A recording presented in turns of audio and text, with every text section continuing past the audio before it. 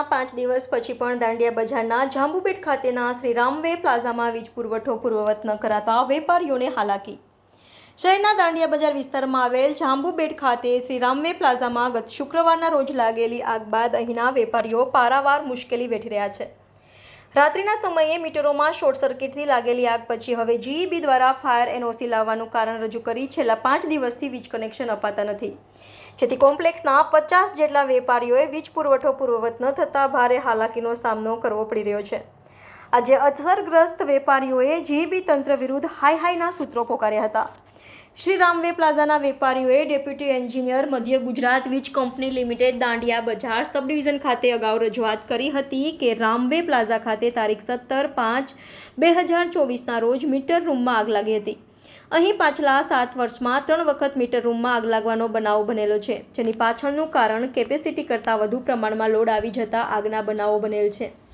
રામવે પ્લાઝાના residence flat માલિકોના વિદ્યુત વપરાશ વધુ હોવાને કારણે આ બનાવો બનેલ છે અને આ કારણે અમારા દુકાનો, ઓફિસો, દવાખાનાના માલિકોના મીટરો પણ મીટર રૂમમાં હોવાના કારણે અમો દુકાન માલિકોને પણ સહન કરવાનો વારો આવે છે, જેથી અમો દુકાન, ઓફિસ, દવાખાના માલિકોને વીજળી ન હોવાને કારણે વીજળી આવે ત્યાં સુધી અમારી દુકાનો, ઓફિસો, દવાખાના બંધ કરી ઘરે બેસવાનો વારો આવે છે। મીટર રૂમમાં આગ લાગવાના બનાવો વારંવાર થવાને લીધે અમારા ધંધાઓને પણ અસર થાય છે। અમો વીજળી આવવાની રાહ જોવી પડે છે। અમારા તમામ દુકાનો, ઓફિસો, દવાખાનાના માલિકોની નમ્ર અપીલ છે કે અમોને મીટર રૂમને બદલે અમારા દુકાનને પાસે અથવા તો દુકાનની આસપાસ જ્યાં જગ્યા હોય ત્યાં અમોને અલગથી મીટરની ફાળવણી કરી આપો। વેપારી મંડળ આપને જગ્યા બાબતની માહિતી આપવા તૈયાર છીએ અને અમોને મીટર રૂમમાં મીટર ન બેસાડવા નમ્ર અરજ છે, જેથી અમારા વેપાર ધંધાને મુશ્કેલી ન પડે। વેપારીઓ તમને આ બાબતે મીટર ક્યાં બેસાડવા તે બાબતે માહિતી આપવા તૈયાર છીએ। અમો વેપારી મંડળની નમ્ર અરજ વિનંતી છે કે અમોને મીટર રૂમમાંથી અમારા મીટર અલગ કરી આપવા વિનંતી છે।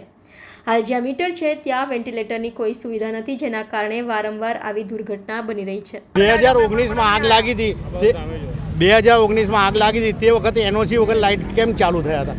અત્યારે હાલના એનઓસી માગી રહ્યા જીઈબી વાળા, તો કેવી રીતે એનઓસી માગે છે? તે વખતે 2019માં એનઓસી આપેલી હતી ને, ત્યાર વગર લાઇટ ત્યાં જે પહેલાં લાઇટ ચાલુ ના થાય તો લાઇટ તો ચાલુ થઈ ગઈ હતી અને અત્યારે એનઓસી માગે છે જીઈબી, અને અમે લોકો હેરાન થઈ રહ્યા છે। અમારી માંગણી જીબી પાસે એટલી જ છે કે પાછલા 3 વખત જે આગ લાગી હતી, જેની અંદર અમે લોકો આપને સામેથી કીધું હતું કે ભાઈ અમને લોકોને મીટરો અલગ કરી આપો રેસિડેન્ટી પર, જીબી અમને આ મીટરો અલગ કરી નહીં આપ્યા। એની રજૂઆત ફરી આ 3જી વખત મોટી હોનારત થતાં અમે લોકોએ કરી છે, પરંતુ એ લોકો એનઓસી વગર ટસના મસ્ત થવા તૈયાર નથી અને પાછલા 1 અઠવાડિયાથી અમારા કામ ધંધા બંધ છે, સાથે સાથે રેસિડેન્ટની પણ લાઇટો બંધ છે અને અમે લોકો આ રજૂઆત એમની વારંવાર કરવા છતાં એ લોકો અમારા ઉપર કોઈ જાતનો હાથ મૂકવા તૈયાર નથી। એનઓસી જ કરે છે।